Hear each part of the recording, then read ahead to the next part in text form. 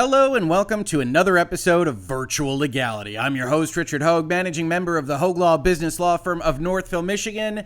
And here we come to the end of the road. And I can let you go, Elon Musk and Twitter, but maybe not other Twitter users. We've got a lot to discuss here as Elon Musk has finalized his purchase of social media platform Twitter, ending at about 25 videos, the long Virtual Legality saga of whether Elon Musk wanted to buy it, whether he wanted to sue him, whether they wanted to sue him back, and all ending with Mr. Musk as the new CEO and head of the newly privatized Twitter Corporation.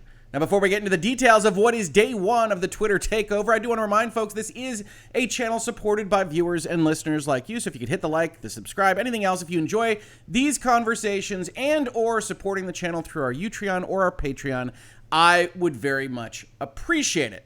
Now, if you don't know what we're talking about here in Virtual Legality, just hang on. None of that was for you. Let's talk about Elon Musk, who tweeted out about 10 minutes before midnight last night, putting paid to the lie, of course, that the deal had officially closed, as we saw traversing social media, including the Twitter platform itself, throughout the day yesterday, as was discussed in Hangouts and Headlines yesterday as well. The bird is freed because Elon Musk is nothing if not a troll tweeter. He won't say anything with specifics. He only tweets out things like, the bird is freed, or let the good times roll.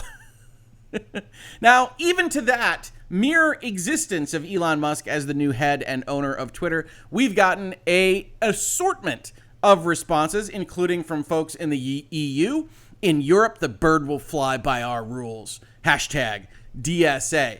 And in other contexts, Elon Musk himself talking to what would be the current and future advertisers on his platform, which, remember, doesn't make a ton of sense to buy at the price that he is purchasing at because Twitter's never really been great at making revenue. So what does Elon Musk have to say about the people calling him out on a very silly deal?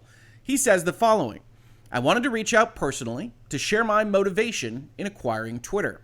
There has been much speculation about why I bought Twitter and what I think about advertising. Most of it has been wrong. The reason I acquired Twitter is because it is important to the future of civilization to have a common digital town square where a wide range of beliefs can be debated in a healthy manner without resorting to violence. There is currently great danger that social media will splinter into far right-wing and far left-wing echo chambers that generate more hate and divide our society. In the relentless pursuit of clicks, much of traditional media has fueled and catered to those polarized extremes, as they believe that is what brings in the money. But in doing so, the opportunity for dialogue is lost. Now, before we even get to the next page of Elon Musk's statement here, you see some of the things we've identified about Elon Musk, covering even just this transaction, which is he is a very self-aggrandizing type figure. You see, it is important to the future of civilization. You don't ordinarily have those kinds of communications with advertisers or prospective advertisers, but you also see what he is describing is very much similar to the ethos, the mission statement of us here on the Hoeg Law YouTube channel and Virtual Legality in and of itself, which is reasonable minds can differ, that discourse and dialogue is important. You don't have to resort to violence. You don't have to resort to name calling. And at least on its face, this is a message that I can get behind. Continuing, that is why I bought Twitter, says Mr. Musk. I didn't do it because it would be easy. I didn't do it to make more money. I did it to try to help humanity, which I love. And I do so with humility, recognizing that failure in pursuing this goal, despite our best efforts, is a very real possibility. And again, we see that kind of notion. This is civilization saving. This is bought to try to help humanity. Now, if we're going to give the benefit of the doubt to a statement like this, one way that we could do it, and this was followed up on by tweets that we saw, text messages that we saw between Mr. Musk and Jack Dorsey, the former CEO of Twitter, is this notion that the reason he is purchasing it outright, the reason he is no longer investing in it or keeping it public right now, is because you could have a belief that this particular platform, this particular service, can't really make money if it is going to be as free as Elon Musk suggests he wants it to be. That others are going to be offended. There's going to be discourse that advertisers aren't necessarily going to like. He's trying to convince them that that won't be the case here, but that he didn't purchase it to make money And that's why he took it private. That's why he became the sole owner of the platform, because while he has fiduciary obligations to himself by the technical rule of the law, it's very unlikely he will sue himself unless he becomes Gollum from The Lord of the Rings. And as much as some Twitter users seem to favor that outcome for Mr. Musk, I doubt it very much as likely to happen. Continuing with his statement, that said, Twitter obviously cannot become a free-for-all hellscape. Well, right now it's a moderated hellscape, so we'll see, where anything can be said with no consequences. In addition to adhering to the laws of the land, the various lands, it might be better said, because Elon Musk has said, and I think rightly so, he's going to follow the various laws of the jurisdictions. That becomes a question when you get into kind of totalitarian countries, but we'll save that for another day. In addition to adhering to those laws of the land, our platform must be warm and welcoming to all. Okay. Where you can choose your desired experience according to your preferences, just as you can choose, for example, to see movies or play video games ranging from all ages to mature. So he would see Twitter potentially have something like, show me the family-friendly version. Now, of course, the question there becomes, okay, you're not banning people anymore with moderation, but in order to have a family-friendly version, you have to have someone somewhere sitting in some location, or a robot, that goes and says, this isn't family friendly. And at that time where you are doing that, you're going to get into the same kind of frictions as Twitter of today. So a lot of self-aggrandizing, a lot of stuff I like. Very much reasonable minds can differ as a thesis statement, but the facts on the ground, the logistics behind this do, in fact, give me pause. I also very much believe that advertising, when done right, can delight, entertain, and inform you. He's a corporate guy. He's talking to advertisers. The delight in commercials. It can show you a service or product or medical treatment that you never knew existed, but is right for you. For this to be true, it is essential to show Twitter users advertising that is as relevant as possible to their needs. Low relevancy ads are spam, but highly relevant ads are actually content.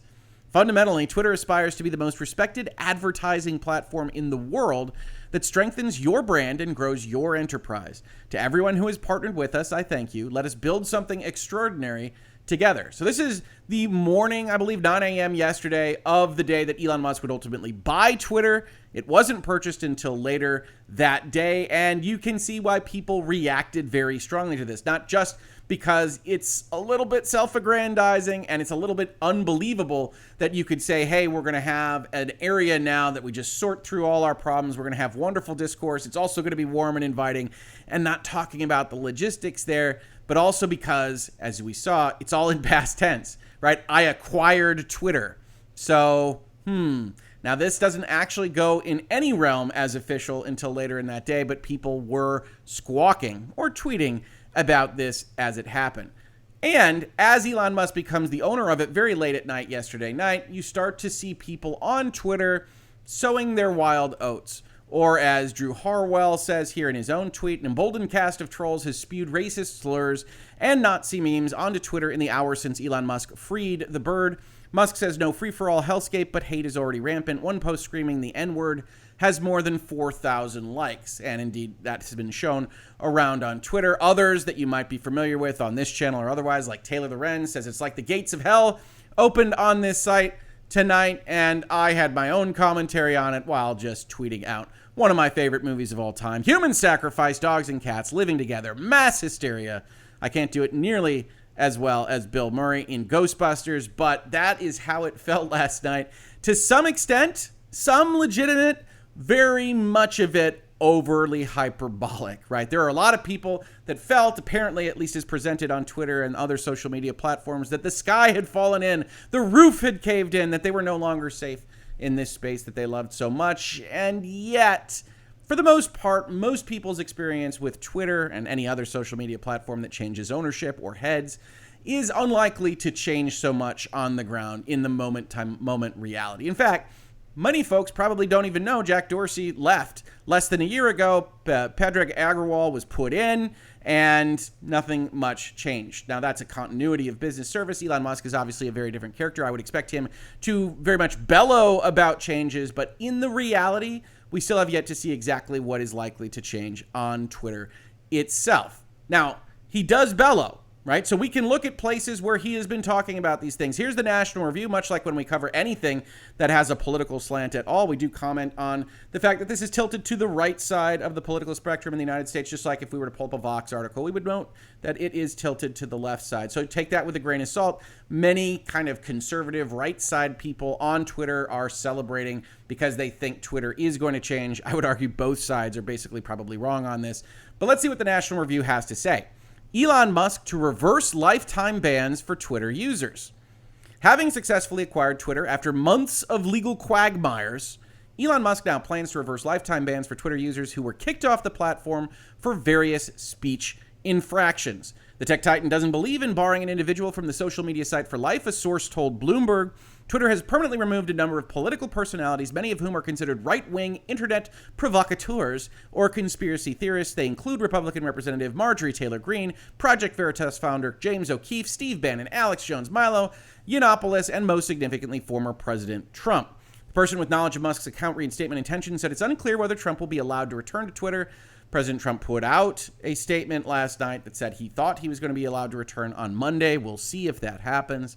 Musk has also decided to clean house in Twitter's C-suite, which is really what made the deal official last night, firing major executives as the takeover deal was finalized. He himself intends to replace CEO Parag Agrawal on possibly a temporary basis before he passes on the position in the long run, the source told Bloomberg. Members of leadership that Musk axed also include Vijaya Gadde, the head of legal policy and trust, who made the decision to ban Trump, and many other decisions about how Twitter operates, Chief Financial Officer Ned Siegel, and Sean Edgett, General Counsel at Twitter. So he got rid of the folks that operate that moderation policy that made Twitter have the decisions that it had, and the current CEO, the replacement for Jack Dorsey as of last November. As of earlier this week, Twitter employees protested Musk's plans to dismiss or replace as much as 75% of the staff. Now, we're going to use that as our jumping off point because that's another area that I didn't cover in yesterday's Hangouts and Headlines episode because it was still a little bit unclear when and if this deal would happen. Now that it has happened, we can look at things a little bit more closely, including the Washington Post's exclusive from about a week ago that said documents detail plans to gut Twitter's workforce. And Washington Post reports Twitter's workforce is likely to be hit with massive cuts in the coming months. Honestly, in any leveraged buyout scenario, which this is, a very leveraged scenario indeed, lots of debt, billions of dollars of debt now put on Twitter, and Elon Musk's payments all going out to the various shareholders, allowing Twitter to survive as a private company, but having to figure out how to make money better and faster. No matter who owns the company, interviews and documents obtained by the Washington Post show a change likely to have major impact on its ability to control harmful content and prevent data security crises. Now, this is interesting because primarily what they have is a notion that Elon Musk wants to cut the workforce. That is expected in basically any takeover of this type. 75% would be extreme, but certainly a lot of employees are going to be nervous about whether or not they're going to have a job in the coming weeks or months because of a takeover in management like this one. The Washington Post reports on it as affecting their ability to do things at Twitter, and that's exactly the line of attack that the employees themselves have. So one does wonder, as an anonymous leak like this, exactly where that information came from. Elon Musk told prospective investors in his deal to buy the company that he planned to get rid of nearly 75% of Twitter's 7,500 workers, whittling the company down to a skeleton staff of just over 2,000. Now, outside of calling 2,000 people a skeleton staff, it is notable to go from a number like 7,500 to 2,000.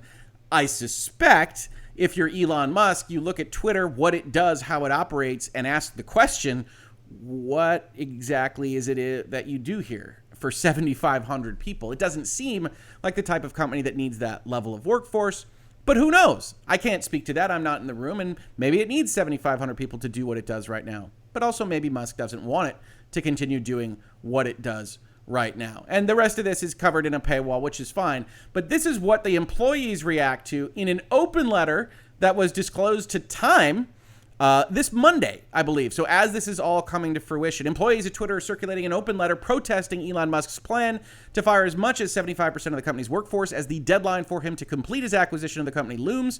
Musk must complete the acquisition by Friday or face the resumption of a lawsuit in Delaware court. Again, as I said yesterday, the purpose of which would be to force him to close the deal. So do it or we'll make you. Not very compelling on the date, but he got it done.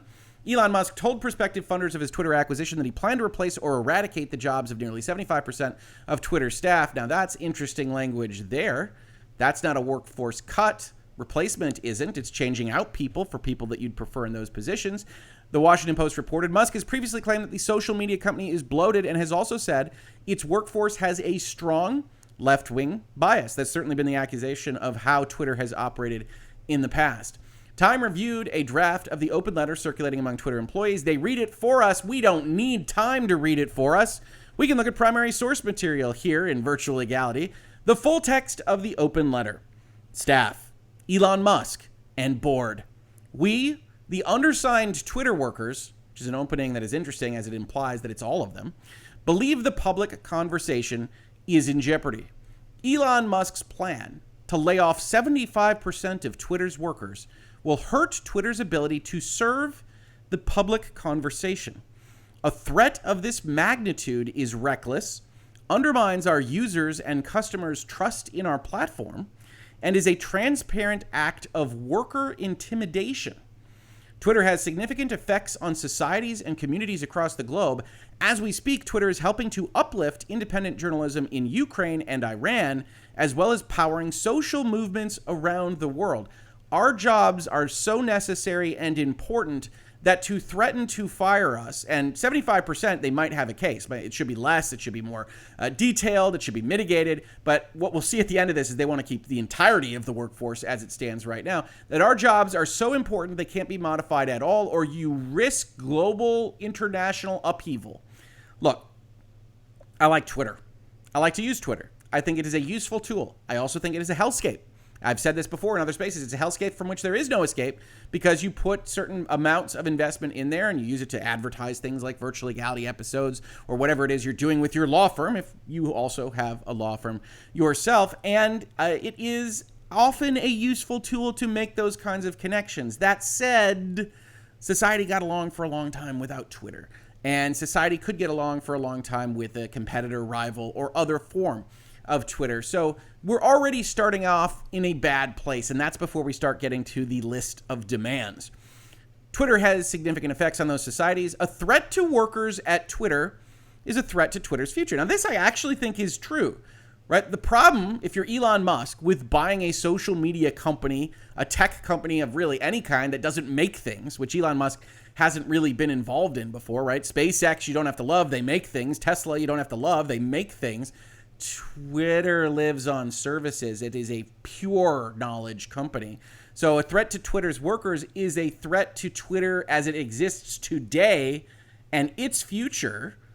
But you're kind of talking to the wall because what Elon Musk has said is the reason why he purchased this thing, just look at his message to the advertisers, is to kill off Twitter as it exists today.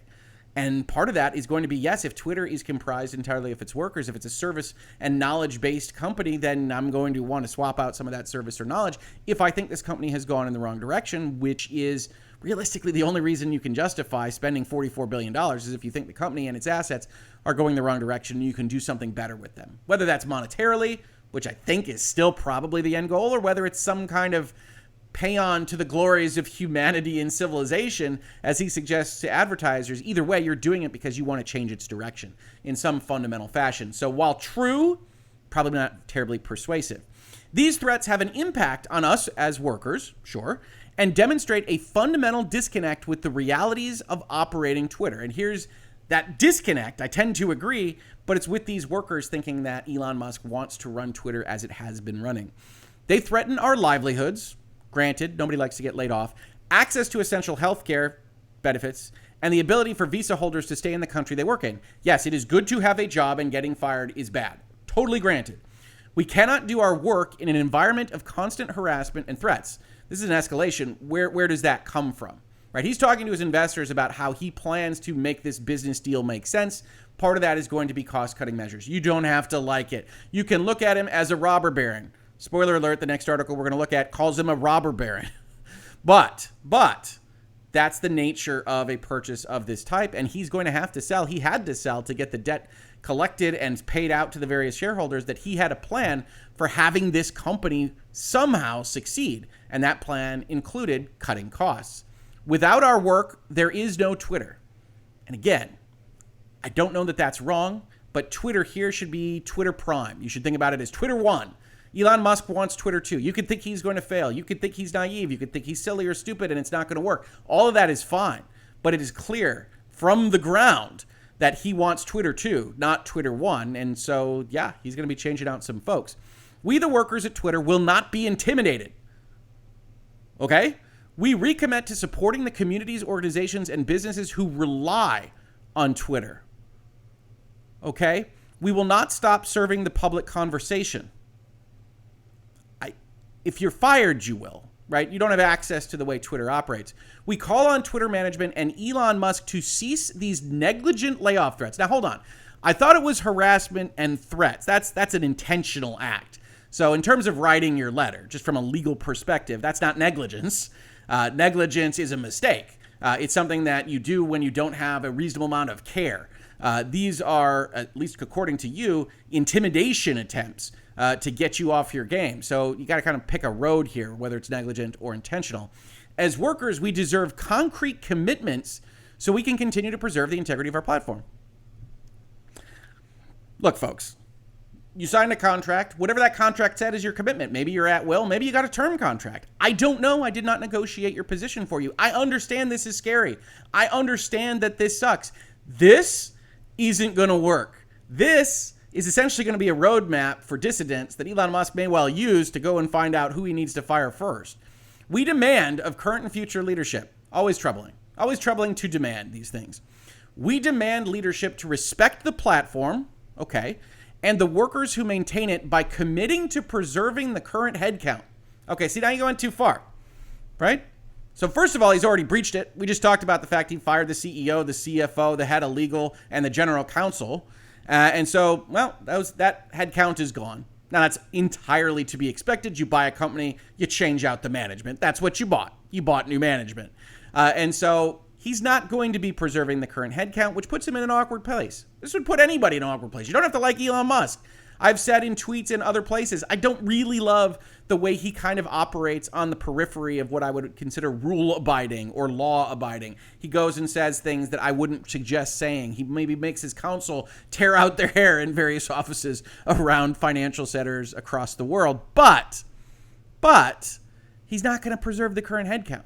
You could argue, hey, keep it to 10%. You could argue, hey, let's make sure that you are very cautious and careful about what you do and you don't just swing your axe around like a crazy person, that we need better morale here and you are killing that, which is going to make your transition harder. You can persuade on this kind of stuff. You can't just say, no, we need to be exactly the same. Forget your $44 billion, because that's never, ever, ever going to play. Safety. We demand that leadership does not discriminate against workers on the basis of their race, gender, disability, sexual orientation, or political beliefs. Until we got to political beliefs, all of this is already covered by the Civil Rights Act, the Equal Protection Clause of the U.S. Constitution, all that good stuff. Already covered under the laws. Political beliefs, very specifically not covered. And in fact, part of the discussion is what, if any, right these various platforms should have to be able to just moderate away political beliefs that they don't like.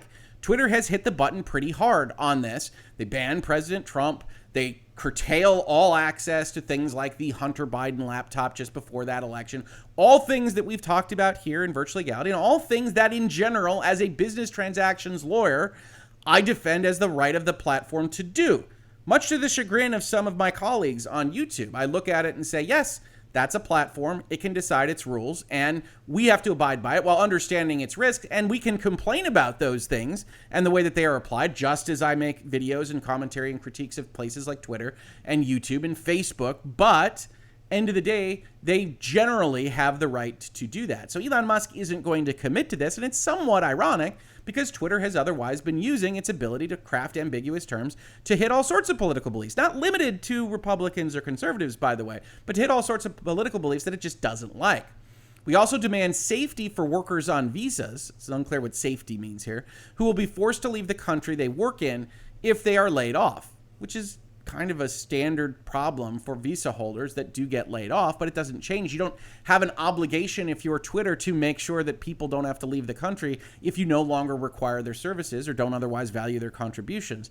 So these requests are just very, very difficult for anyone to take seriously, and they're written so stridently that it's clearly going to be a friction point from moment one as Elon Musk takes over Twitter. Protection. We demand Elon Musk explicitly commit to preserve our benefits, those both listed in the merger agreement and not, for example, remote work. We demand leadership to establish and ensure fair severance policies for all workers before and after any change in ownership. Now, I will tell you this. As I said, business transactions guy, most on-the-line employees are not getting severance benefits, or at least not severance benefits that are of terrible significance. I don't know what's in the Twitter employees' contracts. I don't know what is in their handbook. I don't know what standard severance looks like in San Francisco or at Twitter itself. But in terms of preserving benefits, he bought a new company. Whatever you have as contract rights, you're going to get, I'm almost sure.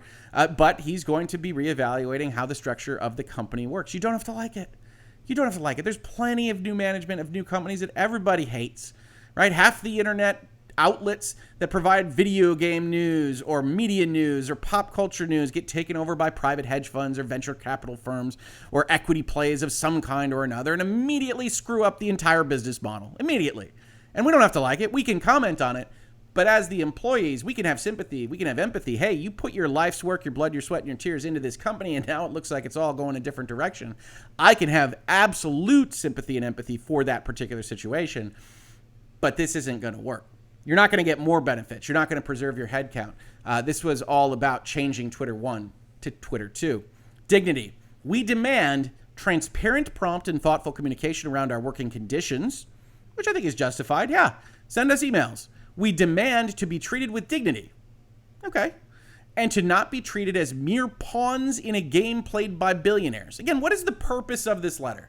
We talk about this surely in headlines. We also talk about messaging in Virtual Legality here. What is the purpose? You're trying to convince Elon Musk? Because this is not going to do that. The demand language itself is strident. And then you essentially accuse him of playing games with your lives in a game played by billionaires. That's not going to convince him to go in your direction. So if you had any attempt to try to convince Elon Musk or Twitter of going a separate direction with this, that's been put by the wayside. So it strikes me that this letter is primarily a marketing piece, that it's primarily to be leaked to places like Time. And while I can get behind that if that's what you want to accomplish, it's definitely not going to change the way that Twitter operates. So look, I get it. It's a tough situation. This is all wild. You thought for a little while that he wasn't going to purchase Twitter. Twitter then went very hard to make sure that he did, in fact, purchase them, get that shareholder value, and get out.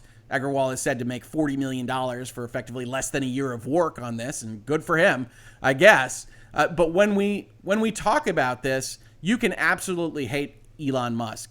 But if your attempt was to rhetorically convince him to do something else, it's going to have exactly that opposite effect. Then we get opinion pieces in places like the New York Times. The robber barons had nothing on Elon Musk yesterday, the day he purchases Twitter. Elon Musk is now the proud owner of Twitter. The danger here is not that we have a rogue billionaire in our midst. That has happened before and it will happen again, but that this one will be in control of what he has rightly referred to as our digital town square. Folks, people need to stop aggrandizing Twitter. I like it. Media, technology, social media especially, has a history of being upended by the next competitor that's better at what it does. So just like was said before Elon Musk owned Twitter, you can create another platform. Yes, network effects are strong. If it becomes a hellscape that just doesn't function, substitution in tech and social media is one of the easiest industries to substitute out of. That you go to the next place or the next place or the next place. Go ask MySpace how they're feeling about their business model. And Facebook will tell you, hey, they don't like it much. Then go ask Facebook how they're feeling about their business model. And they'll tell you, it's not great. It's not great, Bob. Mr. Musk is the face of a 21st century tech-based extreme capitalism, just as the robber barons who built our railroads and Andrew Carnegie, who supplied those railroads, and the builders of modern American cities with steel, embodied the exuberant and expansive industrial capitalism of the late 19th and early 20th centuries. That's an interesting poll. I wouldn't necessarily compare him to Andrew Carnegie. Oh, wait, Mr. Nassau, the author of this opinion piece, is also the author of a book called Andrew Carnegie. It's all coming together. And when you study robber barons, you tend to see robber barons everywhere you look. Mr. Musk has exploited the opportunities emerging in a rapidly disintegrating regulatory state apparatus. I don't think there's ever been a strong level of regulatory control over social media, but that's fine. And acquired a small army of investors and a fleet of lobbyists, lawyers, and fanboys known as Musketeers. Is that true? Hey, if you're a fan of Elon Musk, is that really what fans of Elon Musk go by? I haven't seen that in any of my comments, but it's amusing. He has sought to position himself as a tech genius who can break the rules, exploit and excise those who work for them, ridicule those who stand in his way, and do as he wishes with his wealth because it benefits humanity. He'll rescue the planet with his electric cars and save Ukraine with his satellite systems, but he must be freed of government interference to do these good deeds. And at least as he comports himself, I think this is a generalized, maybe a little bit hyperbolic, but accurate description of what Elon Musk does. He frames what business concern he is otherwise pursuing as grand, as visionary, as futuristic. I'm going to send humanity to Mars. We're going to be on electric cars. We are going to save civilization with Twitter. And he does do that. And it's a very effective way of marketing himself clearly across the online ecosystem, because I still get messages that say I'm not beholden enough to Elon Musk when I do videos like this one. For more than 2 centuries, American moguls like Mr. Musk have transformed our economy and our daily lives and enriched themselves by playing a winning game with governments. They sought and received from those governments enormous subsidies and protection while demanding that they be left alone to conduct their business as they please. Elon Musk has received more in subsidies than probably every single person watching this video will ever get in salary for their lifetime. That is true. The railroad robber barons built their fortunes on government-supplied land on which they laid their tracks and then collected government subsidies for every mile of it. More on Carnegie, more on Carnegie, more on Carnegie. Let's get back to Elon Musk's opinion. In August 2018, he tweeted that he was considering taking Tesla private. He got essentially fined by the SEC. That created a whole thing and a question about freedom of speech and its interactions with the SEC. We've got references to Joseph P. Kennedy. Mr. Musk has no such fears and no such scruples as to how to use securities and securities prices. As The Economist noted in April, Mr. Musk promotes the idea that the normal rules of investment do not apply. He paints stewards of fair play, regulators and boards, as pettifogging enemies of progress. Well, look, I've worked with a lot of third-party regulatory agencies. I will tell you, sometimes they're great. There's a lot of good people working at them. Sometimes they are pettifogging enemies of progress. Sometimes they don't know what they're looking at. Certainly the SEC has not covered itself in glory as a lot of the economy transfers over to things like cryptocurrency, digital coins, and that, because they can't otherwise get around what it is that their statutory ambit is, and that has created all sorts of gray area that people are rightly exploiting. The SEC needs to be a little bit clearer about what its power and regulatory authority is, or folks like Elon Musk are going to come in and say you have no idea. The likely consequences of Mr. Musk's Twitter ownership will be political as well as economic disruption. By declaring that he intends to allow Donald Trump back on the site, he has signaled his opposition to policing it for political disinformation and misinformation.